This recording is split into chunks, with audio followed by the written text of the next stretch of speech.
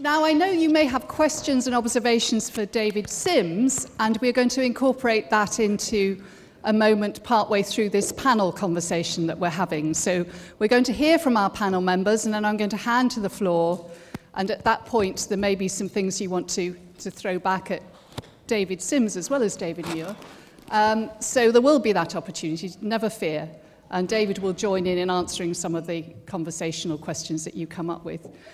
So this is the opportunity for us to hear some more stories from 4 panel members here. You've got your biographies in your pack, but can I introduce you to Sheryl Anderson, Andrew Wood, David Muir, and Megan Seneque.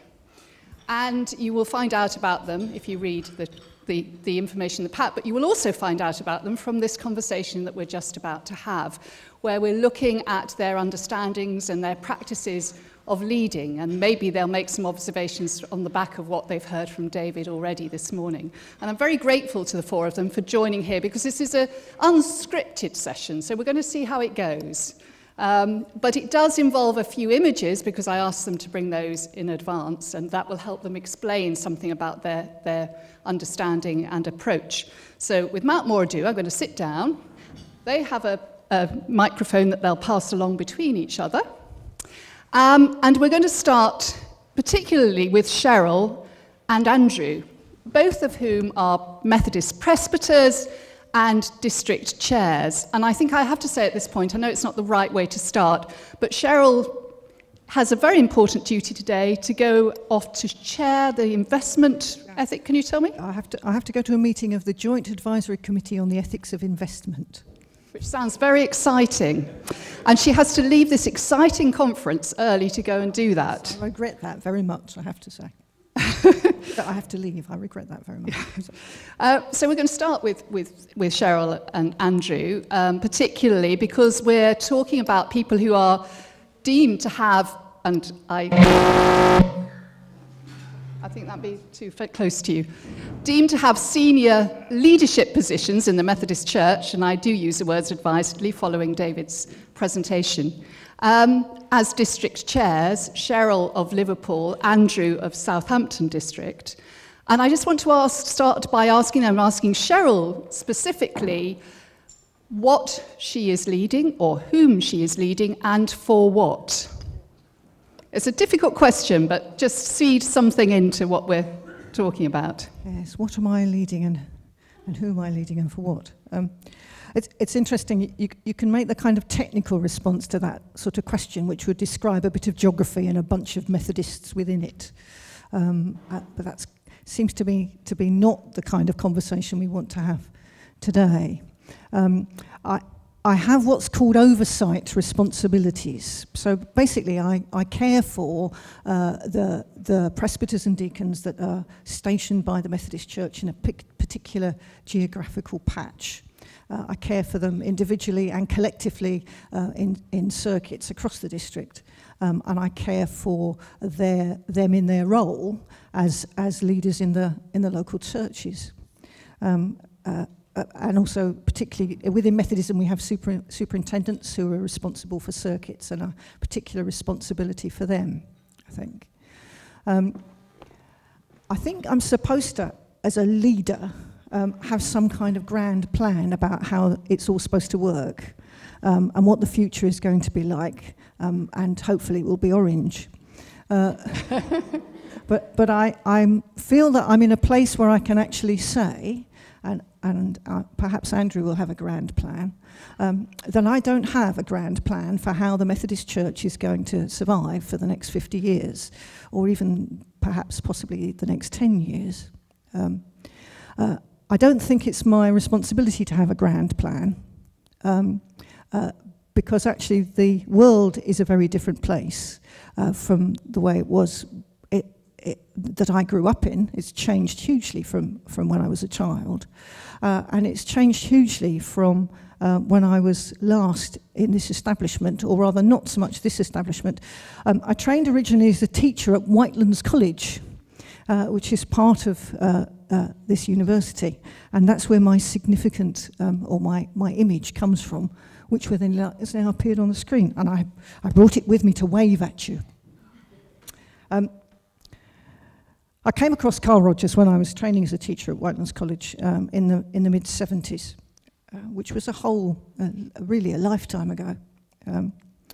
And Rogers has a very particular view of humanity, really, which I found encouraging, very Christian, although he wouldn't say that himself, never said such a thing himself.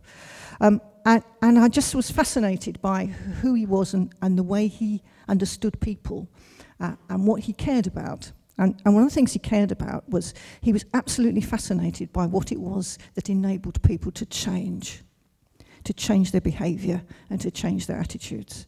And he saw psychotherapy as being all about enabling people to change their behaviour and to change their attitudes. And he absolutely understood it as being a kind of adventurous journey that you went on with somebody rather than trying to fix them. And that has some resonances for me right now about where we are in the life of the church and about the role that I play in trying to help a group of Christians, Methodists, ministers and lay people together to manage the anxiety that we have about what the future might hold for us. And I think I recently was on a retreat where Elaine Heath was speaking, and she talked a bit about new monasticism and some of the things associated with that. And she used this expression, which I found really, really helpful, which is being able to respond to the things that are coming towards you. And used Jesus as an example of somebody who was just able to respond to whatever it was that was coming towards him.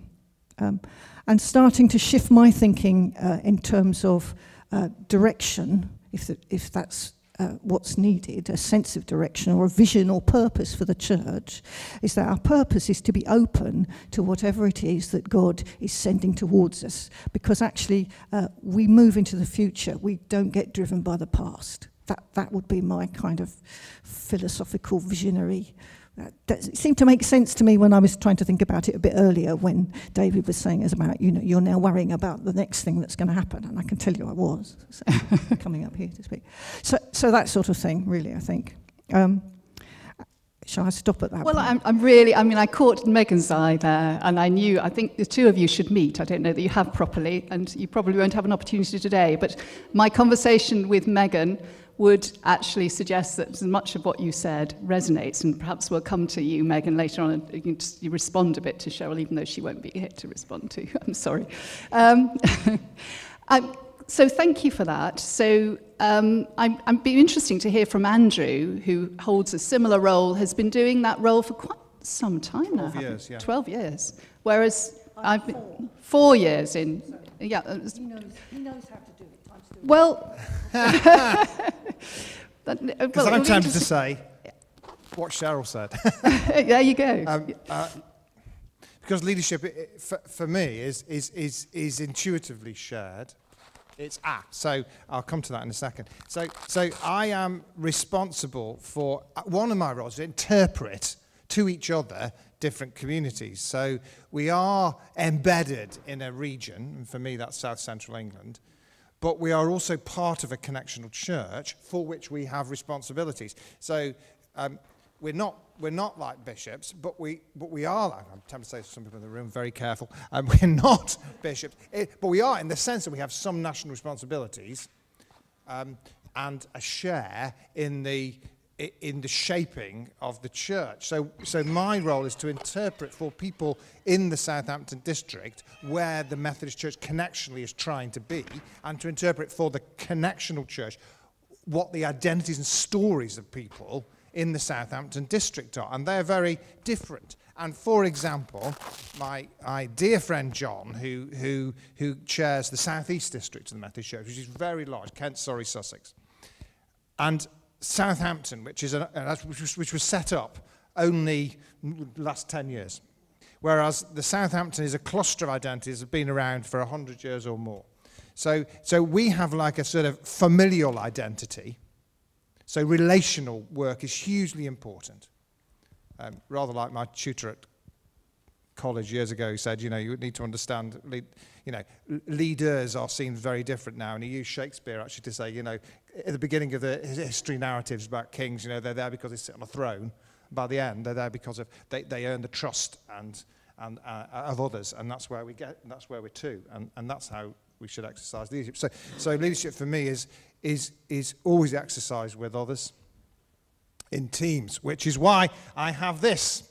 Now, I both like and loathe this. Okay, so this was given by a previous training officer in our district when she left and a new team came into being, which is the first of two iterations of team I've tried to work with in the Southampton district in terms of enabling. And I prefer that word enabling that David was using to making things happen. Things still happen, but they happen differently when you're thinking about enabling. So this is a group, and I think this was quite popular a few years ago. You could probably buy them in all sorts of shops. And it's got a candle holder in the middle, and it's people around the outside. And I think the person gave this because they thought that that was what the aim of the team was, to get close to each other and to belong together. And we had one or two issues, as you can have sometimes in teams, with a little bit of territorialism, perhaps amongst some functions of some people within the district. So, but somebody then said to me that made them feel very angry. And it felt very inward-looking. And in fact, somebody said, I want to punch out one of those characters to create a hole in that circle. And I well understand where they're coming from when they say that. And then somebody else, and this is why it's really interesting to talk about these things together, somebody else said, actually, Andrew, if you look at it carefully, they are looking outward between each other. So although they are, in a sense, the figures are in a sense joined and shut out others and appear to be exclusive, in another sense, the faces are pointing outwards beyond the circle. So for me, that kind of sums up some of the paradoxes of working with other people. In the sense you're trying to create something that works, but you also want to create something that doesn't shut out other people or other views. And for me, transformational leadership, which I think is critically important and dovetails so well with leaderful and narrative and all the things we're talking about. Transformational leadership, about taking on a journey together, is one of my critical tasks. And I think, you know, the danger is you're always an anxious presence in a room with the church at its current place, the Methodist Church. Both of you are talking about collective responsibility, but how, as district chairs, because you have that label, how do you enable that role that you perform not to be seen as you being required to actually act as the individual strong leader who knows what's happening? I mean, Sheryl's alluded to the fact of being open and not needing to have the answers. I mean, how do you, perhaps Sheryl, how do you draw on others and ensure that you're not seen as the transformational leader? I think David's reference to that bit about taking a step back, I think in our role, I don't know if Andrew would agree, is we do get a bigger picture because we are acting as the interpreter from a connectional church into the district, but also we have a bit more of an overview of what's going on in the kind of geographical area that we cover. So that the issues and challenges that might be happening in this part of the district are exactly the same as the issues and challenges that are happening in that part of the district. And actually it's really good if those two groups of people, those two communities got in touch with each other because they've got a lot they could share and learn from about each other. So you curate their stories almost. That's right. That's right. Yeah, absolutely. So that's certainly been part of that. And also just being really, I absolutely identified with the thing that Andrew said about anxiety. I think there is a huge amount of anxiety in the church at the moment. And I think part of the role of those who are called the leaders or have those particular responsibilities is to help manage that anxiety, because an anxious church will behave badly more often and more badly than an unanxious church. And so part of that calming presence as well, you know. So there's a balance for me between being safe and somebody who can be trusted, but not necessarily having all the answers, or even any of the answers, but being somebody who can help steer a group of people through a situation so they can work out for themselves what the answers are in that context. So instead of the response that I think David had on the screen earlier from Margaret Wheatley talking about reverting to command and control styles in a time of uncertainty, you're saying no, it's a different way of being. Yes. And that absolutely is what we live with, that temptation day in, day out, and some of us. So yeah, exactly. Do it more, do it faster. God hasn't finished with us yet, but in 5 years' time it'll be too late. So those sorts of very, very conflicting messages people hear, and I think it's being a non-anxious presence and enabling people to be the best selves they can be. And my job is really to enable all the Methodist people in the Southampton region, lay and ordained, because we work with both, and we work with some of the tensions there between what it means to try and enact and embed the ministry of the whole people of God. So we work with that, but it means how can we enable them? I have no desire to create a nice shiny district structure with its own mission plan and everything sort of ticked off. I slightly worry, if I might put it like this, the speed at which some, if I might say to some of our colleagues in our covenant relationship in the Church of England, do rush to those kind of statements, because I think it's about enabling people where they are embedded and contextualized to be the best they can be for God there. And that's, for me, that's transformational. And it's not messianic, because I know there is the dark side of transformation. It's all about this great leader and all that. And I think you have to step back from that. And I find David's, again, I'll say it down, David's idea of stepping forward and stepping back for those that are actually in leadership is really helpful. Well, maybe if I hand on, I don't know whether Megan minds at this point, because I know there was something, you had a resonance with what Sheryl said earlier about openness, I think. Would you, about openness, and is there anything you'd like to say in response before, at this point in the panel? And Megan, I think, according to her biography, I should remind you, describes herself. It's difficult, isn't it, to encapsulate who you are, actually. Megan encapsulates so many interesting activities and ways of being, but you describe yourself as a social process and development professional. And one of your key intentions is to help people collaborate across boundaries. I think that's a key aspect of your leading, isn't it? Yeah, it's really interesting. And look, apologies for the voice, but I've got hay fever, which seems to have gone into a bit of laryngitis. So Christopher asked me this morning if I'd been out drinking, smoking, and singing last night. For the record, no. But if you can't hear me at the back, just wave. And I have to confess, first up, so I've really found it interesting listening to you and the reminder of how contextual leadership is. And I have to confess, as an applied linguist in my past life and probably forever, that I had a deep skepticism about the language of leaders and leadership, and those used as nouns, and then privileging those with leadership positions and in leadership roles, because it puts those into an active stance and everybody else into a passive stance. And then the leaders will direct, they will have the vision, they will tell us what to do, and that's where the command and control stuff comes from.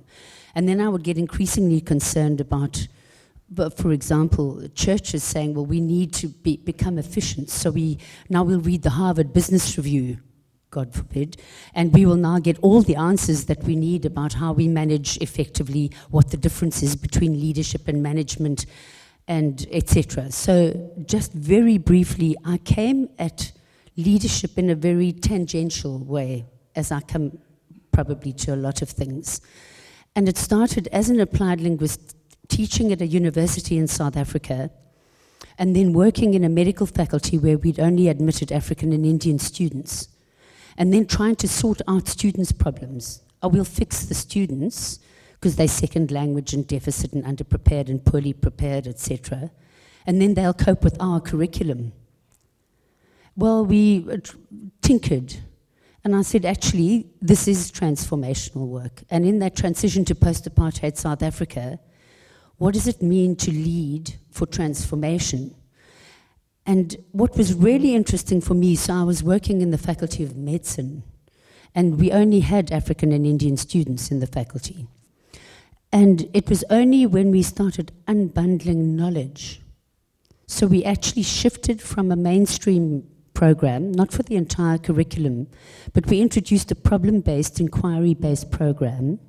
And I worked with 15 specialists, not so that they could teach their specialisms, but that they could understand how to facilitate learning around complex problems on the part of students. Well, of course, leadership emerged. So the moment you start addressing power relationships, the moment you start enabling people to feel they have a contribution to make, students own their own learning processes, they started understanding what personal knowing means. And that thing of becoming fully human. What does that mean? We'd continually further disadvantage students by the way we label them, by the way we name them, that they needed to be fixed and sorted out, and Megan will develop their academic literacy skills or their second language blah blahs or whatever. The moment we stopped doing that and we reordered the context in which everyone functioned, everything shifted. And of course, leadership emerged across the faculty, among students, between staff and students, because power relationships had shifted, etc. So, and maybe if the image, and it's so very briefly, what happened then as a consequence, the university was on the path to becoming a learning organization. And it's that thing, when you open up an environment, and listening to Andrew and Sheryl now, when you open up an environment so that it becomes a learning context, so that everybody feels that they are able to contribute and have a contribution to make, things shift. I arrived in Australia because I was on sabbatical, and one of my supervisors was at the Centre for Systemic Development at the University of Western Sydney. And I got a job from academia in one of the big 5 accounting firms. And I was called the Learning and Knowledge Advisor to the Centre for Business Knowledge. Now, I'd left South Africa, where we'd formed a leadership centre as a consequence of all this faculty-based work. And I remember being told by Michael Young at the Institute of Education, when I was going, do we call it a centre for such and such leadership? Innovative leadership or ethical leadership or whatever. He said, just keep it ambiguous. It is an ambiguous term. It can't be defined fully, and it'll always throw up people's dispositions. So don't try and define what kind of leadership. Just open up the conversation about what it might mean. We also didn't teach leadership, by the way. So we were probably the only leadership centre in the world that didn't teach leadership as leadership. And Bob Flood, who was working with us on teaching critical systems thinking and systemic philosophy, he said, don't ever teach leadership qua leadership. Can we pick up your story in a second? Because Cheryl's remembered what she is, and she has to go. Here you are. Thank you. I'm truly sorry that I'm not able to stay and continue with the conversation, because I would really, really like to. But the thing that resonated for me when Andrew was speaking and Megan was speaking reminded me is that one of the stories we tell ourselves, I think, David, is that people don't like change. And actually, so what? Because you try and keep things the same, it's just not possible. We live with change the whole of our lives. It's what enables us to learn. If you look at Jesus Christ, if you look at how he lived his life, he was open to whatever the future brought towards him, which meant that he was not afraid of change. And that partly was why he was so extraordinary and actually a bit scary, I think, because people who are not afraid of change can do anything.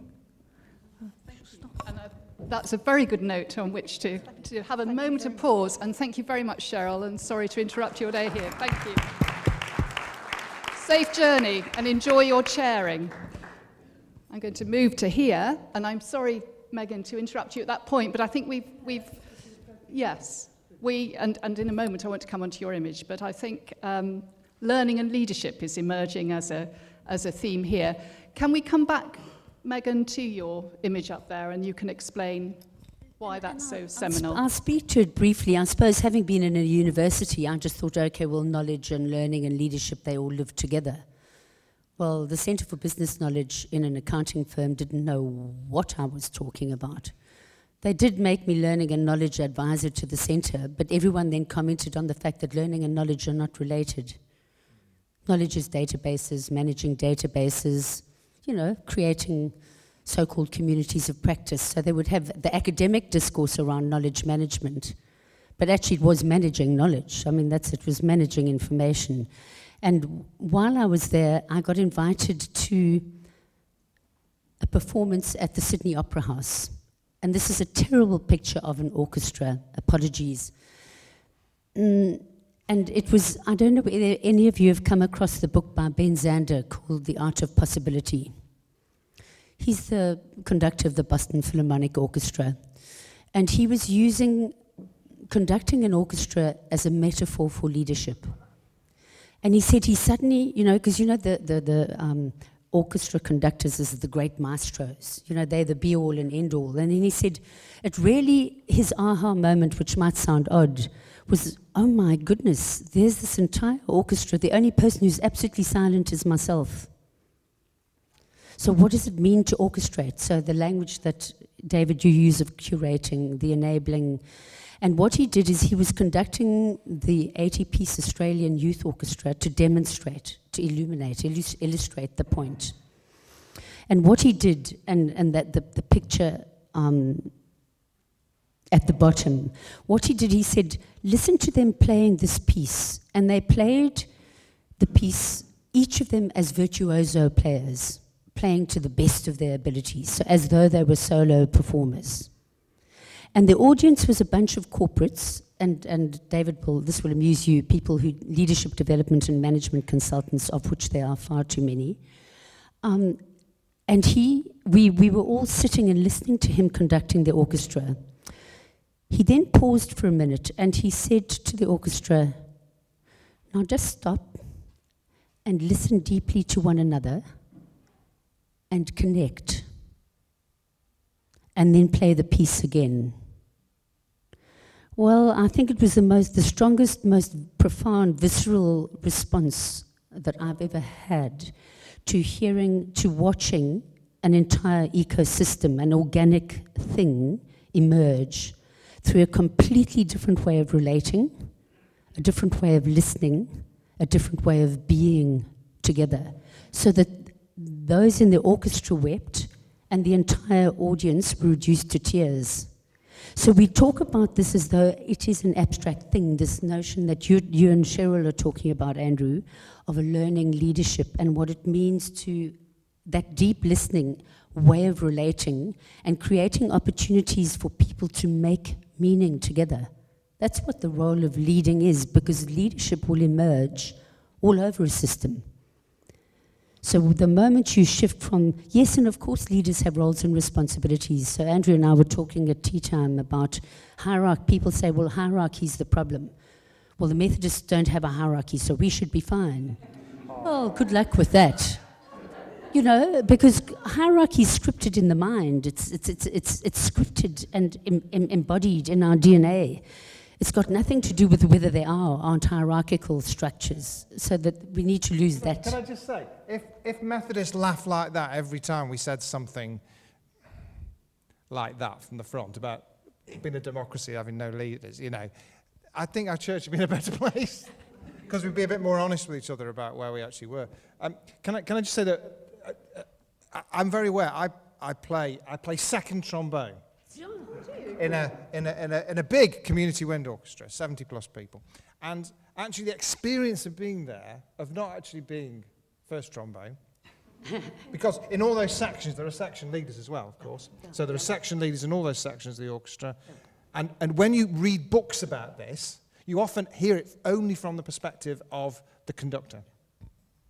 And it is feeling within it and bringing out that corporateness of it that is in the end the gift of the conductor, but they can only do it with the people in it. And you rarely hear it talked about from the pit, as it were, from within it. And I remember our music director saying to us, he says, you know how to do this. You know how to do it. Now, that wasn't to say he didn't have a role, but he said, you know how to do this. It's really interesting. Thank you. I think probably we must hear from David now. Thank you, David, waiting patiently for your turn. The first time I met David was at a fascinating seminar which he gave here at the University of Roehampton, where he teaches on the ministerial theology program. Is that right?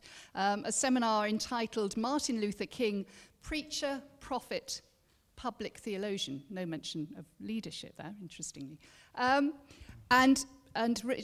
David has a whole range of history and involvements in all sorts of different spheres as an academic, but also as an influence of public policy. And I think he's going to show us something that he was involved in as your object that you brought along today. Maybe do you want to start with that to explain where you sat in relation to leading and influencing? Yeah. Thank you very much. First of all, I'm not involved in Methodist leadership in any way, shape, or form, but I do feel part of the family. And the object I have, and of course, when Sue asked me to do this, I thought, yes, I can have a day to escape, and relax. I'll be so lucky. But what I thought I'd do is I've got this thing here, and it's actually called the Verdi Inquiry, this purple document that cost the public a lot of money to produce, namely something like £1 million. I was coming back from Telford 18 years ago with a wonderful man called John Grieve, who was then the Metropolitan Police's leader for anti-racist and violent crime. He spent many years in Northern Ireland responsible for terrorism. And some of you will recall just after the Stephen Lawrence murder, a lot of things in the Met changed. But I was coming back from Telford to 2000, got a phone call from the Home Secretary's PA to ask me if I would actually chair a public inquiry, looking at someone called Corporal Verdi, who had apparently, so it was told, sent racist emails to other colleagues in Ealing. And of course, he was investigated, he was charged, it went to Employment Tribunal. And then the Met decided to have an inquiry looking into this, because as you may recall, in 1999, the Stephen Lawrence inquiry was actually published. And so my big thing then was, okay, I'm a university lecturer, I've got a full-time job. Do I really want to take this on? But sometimes when you feel the tug of whatever we say it is, call of God, nature, history, whatever, you have to make a judgment call. First of all, are you up to the job? The second thing is, will you be able to actually lead? And the third thing is, what impact will this have on your family? In the end, having agonized and spoke to some of my good friends, I was encouraged to take this on. And what I found in doing this inquiry that lasted over a year was that I had some very, very brilliant people, a team of 10 people. Sir Geoffrey Deere, who spent many, many years on the Hillsborough investigation. Lord Navdalaka, who was then the SDP president. Some eminent lawyers. And here was me, just a senior lecturer from a university. And, it was a real privilege. And I think one of the great things about leadership is that leadership is a privilege.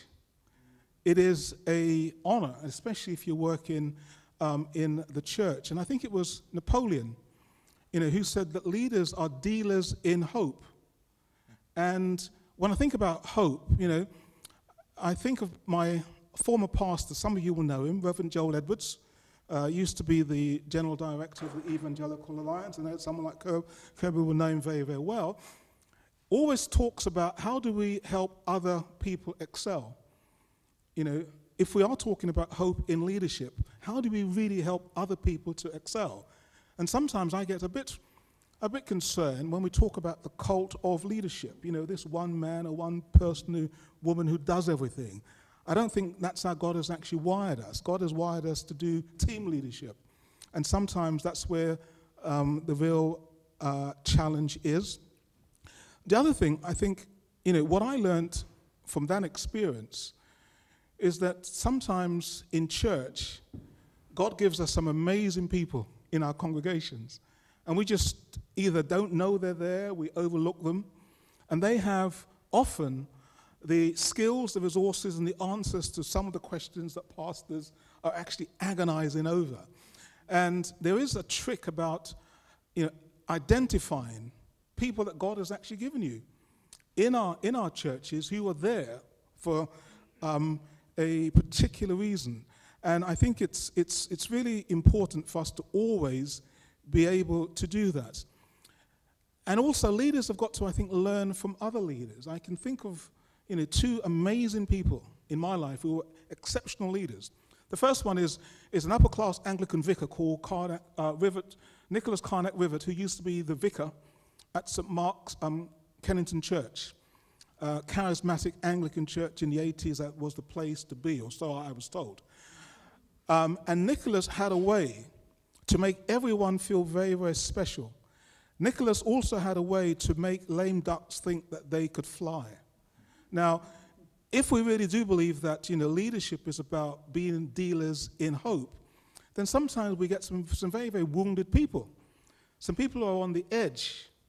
And part of our task, I think, as leaders, how do you actually rehabilitate and help those people believe that they can actually attain great things? But leadership is also about trying to do the best that you can. Some of you will know the story of, you know, the old 85-year-old man who found himself in front of a judge for some misdemeanor. You may say, well, at 85, surely you should know better. And, you know, after that, the judge says to him, you know, I'm going to give you 15 years. And the old boy says, you know, Judge, I'll never make it. And the judge says, do the best you can. You know, that's always got to be in the back of our minds, because God expects nothing less. And I think sometimes our church expects a lot more. But I think leaders have got to know in themselves that they've done the very, very best that they can. There is one thing, final thing I'd like to say is that, you know, although I've exercised leadership at the universities, schools, public policy, chaired lots of things, feel very privileged. I think the greatest challenge and the greatest blessing for me, where my leadership counts more than anything else, is in my family. And I was talking to Sue about this. I've got 5 daughters, 4 grandchildren, and 1 wife. And, you know, I've been challenged but also encouraged by the gift of my 5 daughters, but also how I live my life, because, you know, they know you, don't they? They know everything about you. And I'm so grateful to God that He's allowed me to have these 5 wonderful people and a wife that I can truly be myself, and even sometimes fail miserably at being a leader, and yet still I know that I'm loved by the people very, very close to me. And I do recall, as I was coming to the end of this public inquiry, obviously you're the chairperson, you've got to write this whole thing up. I do remember a real defining moment, Sunday afternoon, when, having spoken to Sir Ian Blair, who was then the Deputy Metropolitan Commissioner, and Sir Ian and I had a bit of a falling out because he wanted me to change something in my report that I felt was totally out of order. You know, having spent a year doing this with some very, very senior people, just to make them look good, and I totally refused to do that. And sometimes as a leader, you've got to be a bit stern and aggressive when you know that the things that you're trying to do are actually right. But there I was, Sunday afternoon, 20th of October, and it was my wife's birthday. And for the first time in my life, I wasn't able to go out with my wife and my kids. And I felt miserable and dejected. But I knew that Monday morning we had a press launch, and this was my responsibility. And I was so glad that my family understood and gave me the permission to continue working on Sunday, with a cup of tea and some coffee while they went out and have a lovely lunch. The point I'm trying to say is that, in the context of leadership, we've got to thank God that he's given us the sort of people that we have, our families, that allow us to do the things that we do. Because unless they do that, you're not going to be able to do those things in a successful way or in a joyful way. And leadership for me has got to be about success, yes, a measure of competence and confidence, but you may also feel that you're making a difference. And so that would be my take. I'm sure this is still on the net somewhere, the Verdi Inquiry 201. It was then £20. I wonder how much it will be now, but that's look on Amazon. No. Thank you very much, David. One thing we were wondering, particularly from first session, David, was what do we do when stories clash and character interpretations and the narratives being used take oppositional views, particularly in situations of anxiety, when who are seen as kind of the goodies and baddies depends on who's telling the story. Thank you so much. That's an extraordinarily difficult question. And of course it does happen the whole time. And the reality of it is that we are going to take positions. You are going to encourage one version of that story and not another. Part of the curating is that you will support one version of that rather than another, whether you like it or not. You may not intend to, but you will nod, smile, grin at one version while looking less interested at another. You are going to actually have a political influence in it. And not only, when I say you are, I mean everybody is. That we all have some influence in that, and you can actually do a really good job from an almost silent position of sitting looking stony when a particular version of a story is being told. And it's remarkable how much people pick that up, even the people you thought had no sensitivity about them, whatever. Yes, that happens. Yes, we have different truths as well. We understand the world differently, so it's not just that a feature of storytelling, it's a feature of the fact that we will see different things. And yes, there'll be conflict, but I think what seems to me to happen sometimes is that you get a sort of Hegelian effect where you find that someone comes up with a version of the story which incorporates bits of both.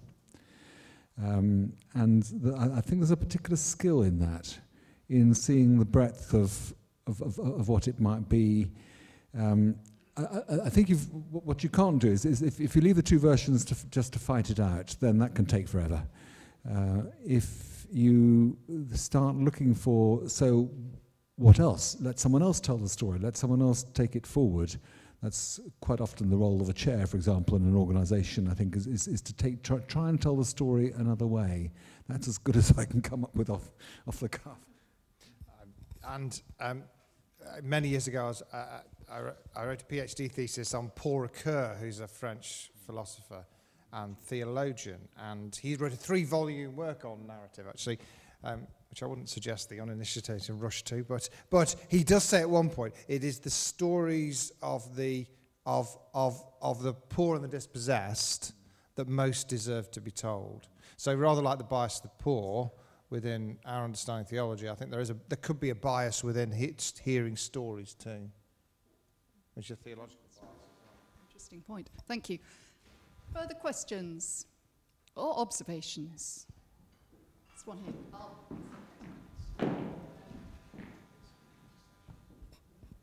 Yeah, thank you. My question is really about, the first lecture that we had, I think to you, David. It says people follow the story rather than the leader. And I was sort of thinking through that, and I'm thinking, obviously the leader, stories are also weaved around leaders. And sometimes, a leader leaves an organization,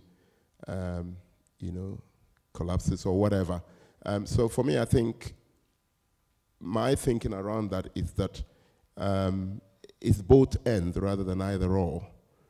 That's just how I'm thinking through that. Thank you.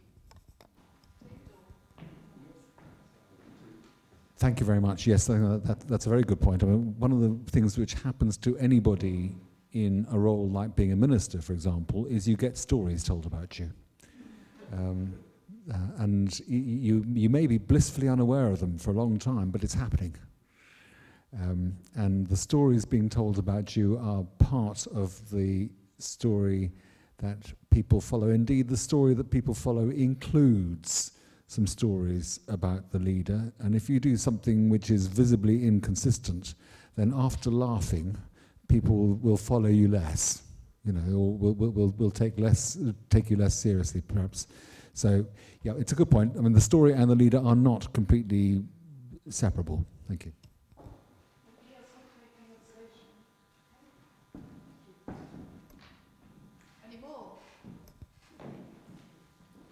Could I ask you your point about linguistics and the word leader and the implications that that leader and leadership have as nouns? Has there been any work done on linguistics, theology, leadership, the sort of the interplay between the language that we use, the theological language we use around leadership, the business school language of leadership, and the sort of linguistic understanding of structure and context and ambiguity and things like that? Is anything like that you know of?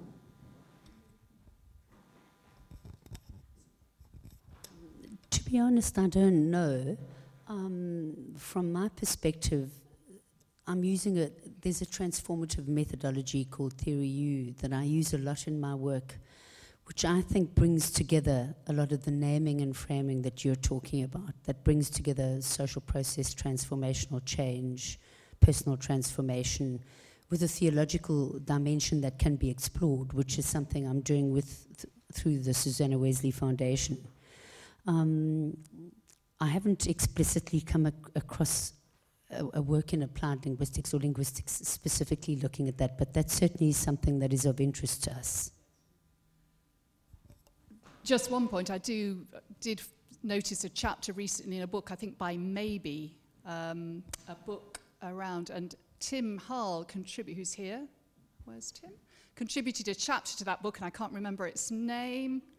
Your book where you wrote something for Chris Maybe. I've done two with Chris. One's called Leadership Matters. Leadership Matters. It's a book called Leadership Matters, but it has one chapter I notice in it, which is about the use of the word leader in other, in German or two other languages, and how actually it has different resonance, and how people are reluctant in other contexts sometimes to even use that word, and the translation from one language to another, and how that influences how it's received and whether it will be used. So you might find that chapter quite interesting. Yeah, if I may, I don't know who wrote that chapter, but Doris Shedlitsky at Bristol Business School, who was born in Germany, has written quite a lot about the use of leadership language, given that the simple translation of the German is Führer, exactly, which has certain resonances. I also know Hugo Gaggiotti has written as well. So I'm not sure, there is work on linguistics of leadership. Whether that overlaps into theology, I'm not sure. No. But if you want to see me, I can happily point you at some of these. As you will gather, Tim Harl is our go-to person when we want to, you can name a text and he will know about it. So I refer you to Tim.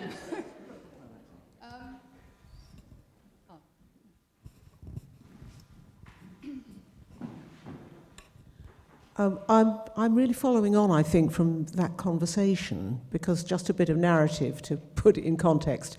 I trained for the Methodist ministry in Cambridge between 1989 and 1992, which was just at the time that the question of ordination of women to the priesthood was very much alive and kicking in the Church of England.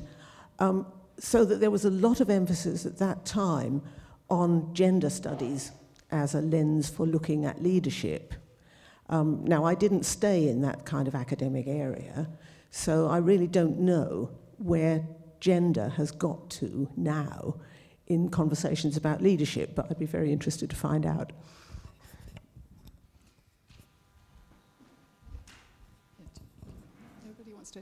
Well, yeah, I mean, I think there is a lot out there. The previous business school head here was actually involved in that, Sharon Mavin, but I don't know whether David, did you say you wanted to say? I was wondering if Tim could tell us. Is there anything, Tim, you'd like to say on that score? Sorry, Tim.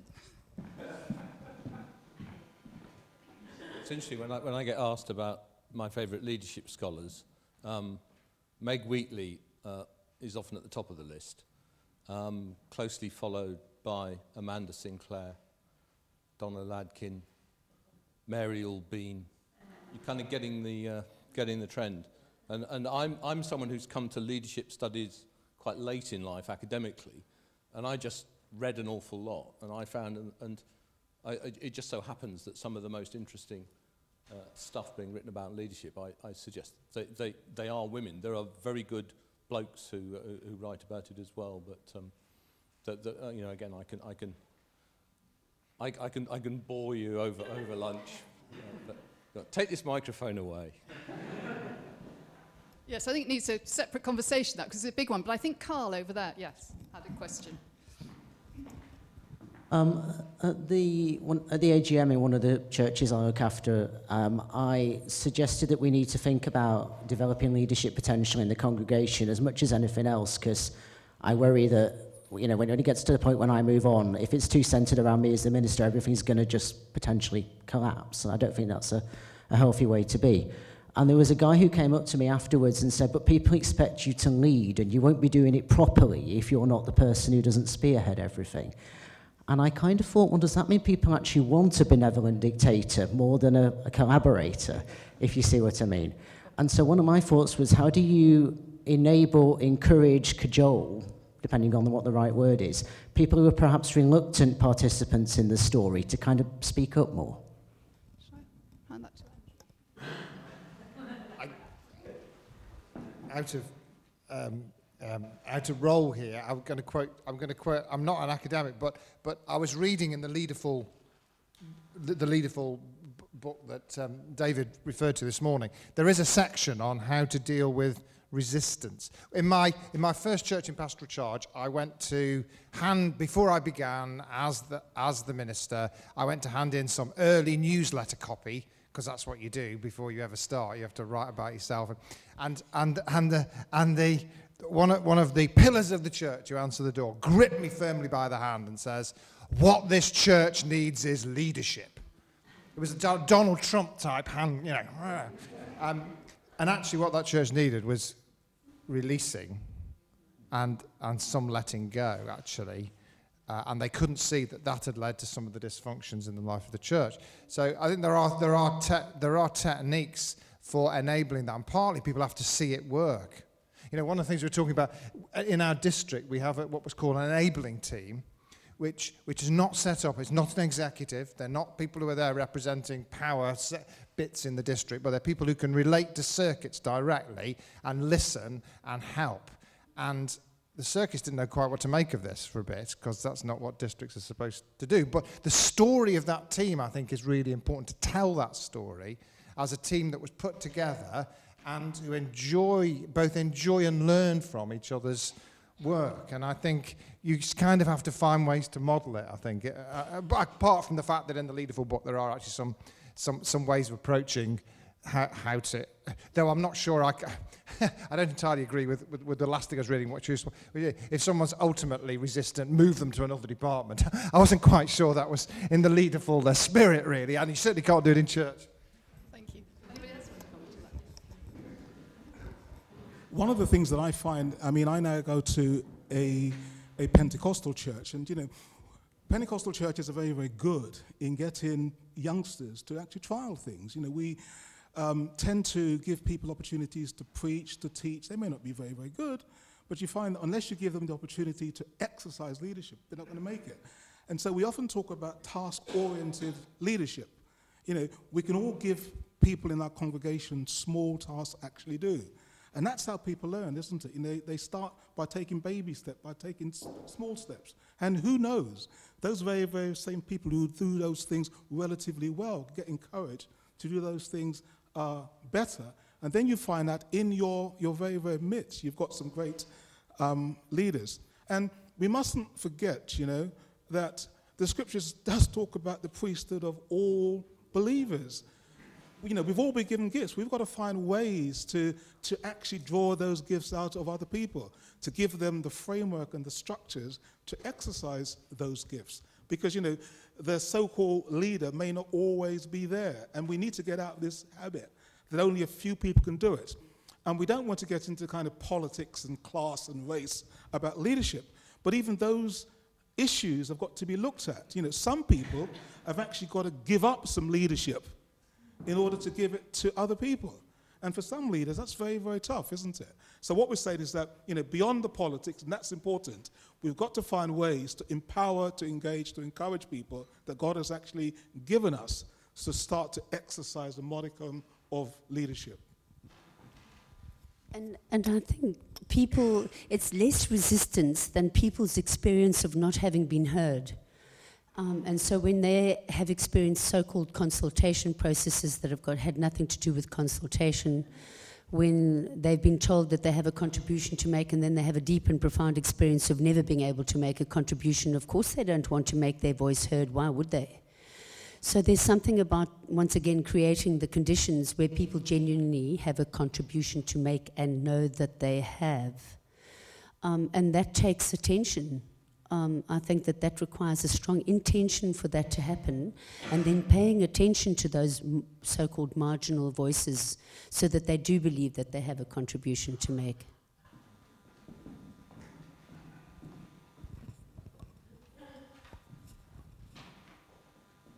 I wanted to hear from David, if possible, a bit more, and I think it's along the same lines, where one of your bullet points was how story-filled, sorry, this is David Sims, how story-filled are our churches, and are some people's stories ignored? Can you say a bit more about that, please? Thank you. For me, that actually relates quite closely to what we've just been talking about, that there are people who are not heard. There are people who are choked off by having tried several times to be heard, and they've been taught quite carefully that you're not going to be listened to. It should be a blooming, buzzing confusion of story all over the place. That's what a healthy organisation is. Stories, counter-stories, buzzing around, with people feeling listened to, people feeling able to develop their story. Now, it is not always the case that everybody in church is a completely happy, adequate human being, I mean, this will be a surprise, I know, to many people here, but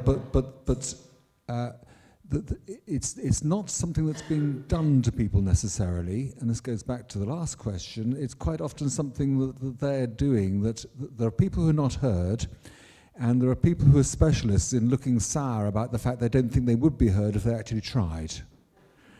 So we go back to the point about where people are encouraged to take baby steps and supported in it, that they develop their voice, they develop their way of being heard, and that, but at the same time there will also be people who want to put it all on the minister, and so it's all the minister's fault, or all the minister's success, or whatever it is, because that's comforting. Like the way that we will all have conversations about our politicians, okay, and we want to blame them for what they're doing, and for all the mistakes they're making, and it's just a great social activity, that. It's perfect pub talk to talk about their inadequacies, and we'll do the same in some situations about ministers. So it's a kind of toxic not being willing. So I guess if that sounds like a muddled answer, it's because it is. So I think it happens both ways, that there are people who need encouraging to telling their story, and every now and then we all will put it onto other people that it's their fault. The circuit won't let me do such and such, or the diocese won't let me do such and such, or whatever, which is such a habit of speech. Now, I have not seen a company where you can't hear something about what they can't do because of company policy. Who? Sorry? Who's that? Who's company policy? No, I've never met company policy. But they're treated as an actor and expected and blamed for that. Thank you.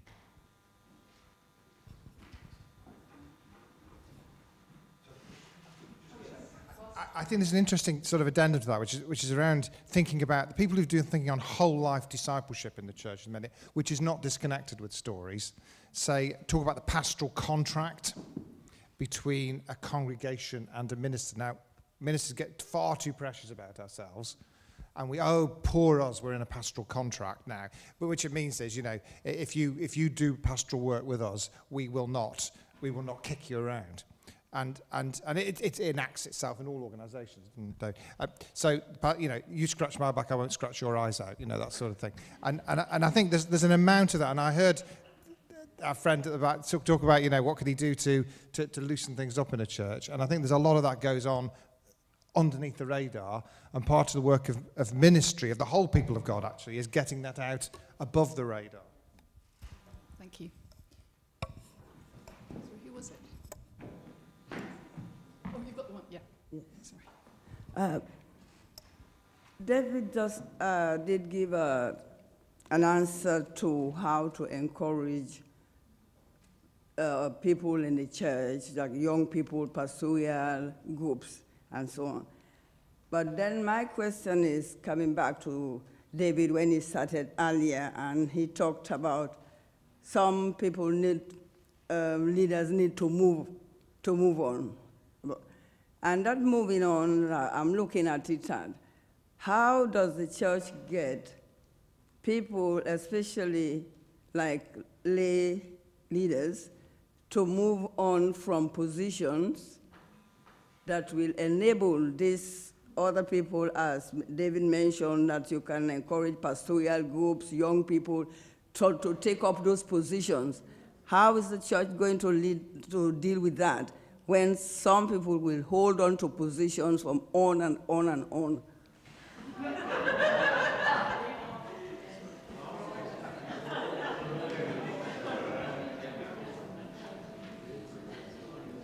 While my colleagues are deciding who's going to answer that, I'm just going to say what a great question.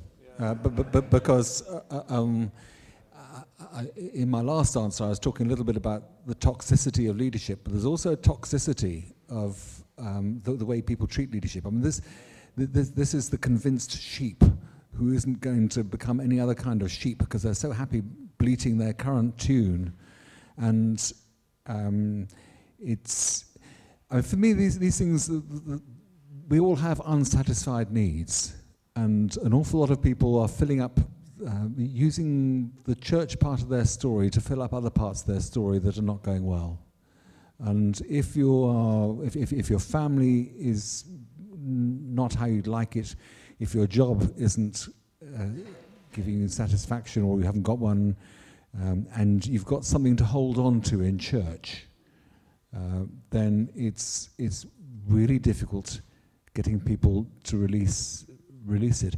I mean, I don't know. There are people here who know much more about this, but my suggestion is that as people if you can help them to become less sensitive and less in themselves about it, they may be likely to release, because quite often, I think I've seen cases where people know that they're holding on to something for too long, and in a way they too would love to let go of it, although they're feeling pretty desperate about how it fits into their lives and need to hold it. Maybe what they need is loving,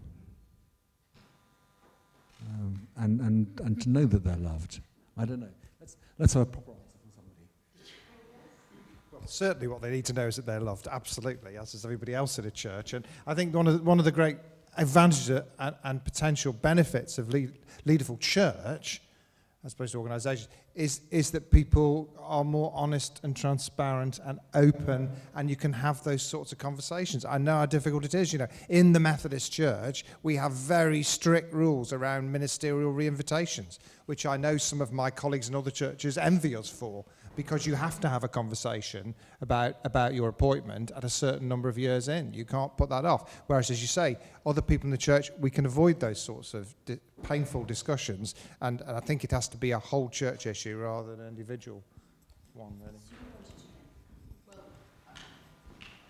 I think actually I was thinking it's actually the same thing about the open, honest, authentic conversation, which I think churches need to have and don't always have. I think you're saying, yes, in relation to ministers, there are mechanisms for it. In relation to the whole church and lay people, and I think the place of the lay in all this is something that needs exploring further, generally, actually. Not to problematise the issue of lay leadership.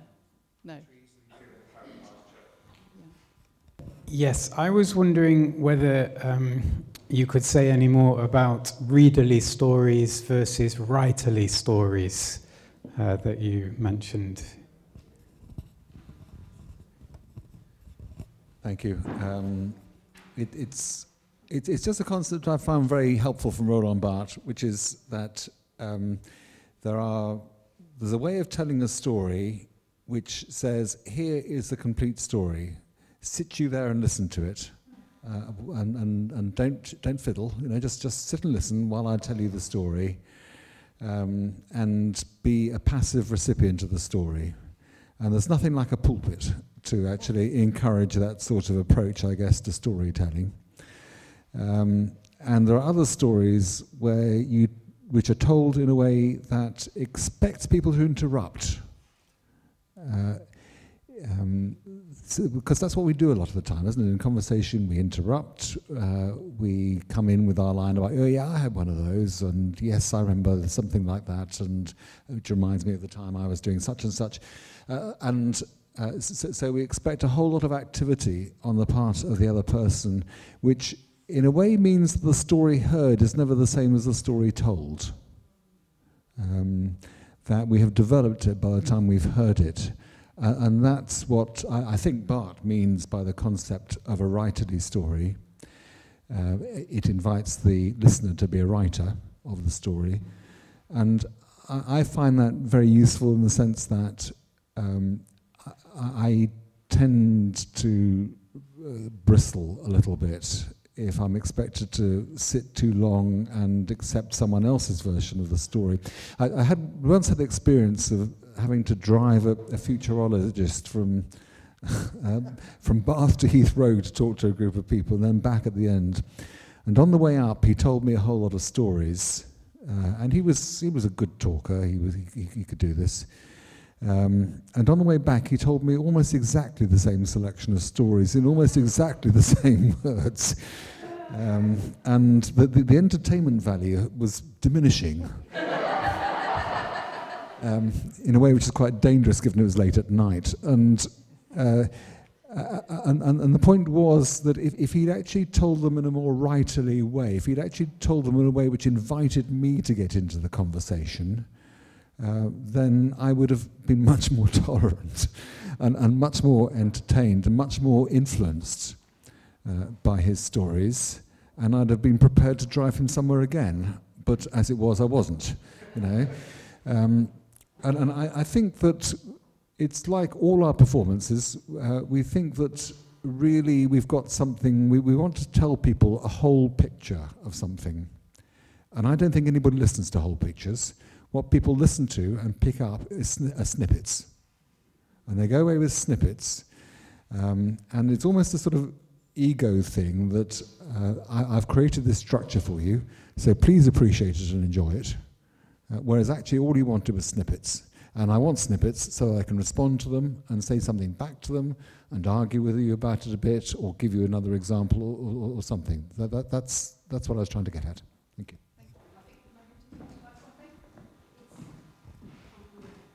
For me, it's linking story and conversation. So you can always tell the difference between a real story, an authentic story, and one that is actually a story, actually it's a bit of a lecture and a bit of a pontification under the guise of story. So I think that asking good grounded questions that really get people to reveal authentic story and the role of conversation is an incredibly important one, because if we're talking about how you lead a system, so you're talking about systemic leadership, we're talking about the role of story, dialogue, conversation as a way of getting everyone in the system involved and to contribute. I think the link between story and conversation is a very important one. What Megan's saying about the asking the questions, because Cheryl didn't say it, and I suspect if she'd have had longer here, when we've talked about her role and how she's played being a district chair, she's talked about the capacity to ask the questions as being fundamental to the way in which she actually performs that role.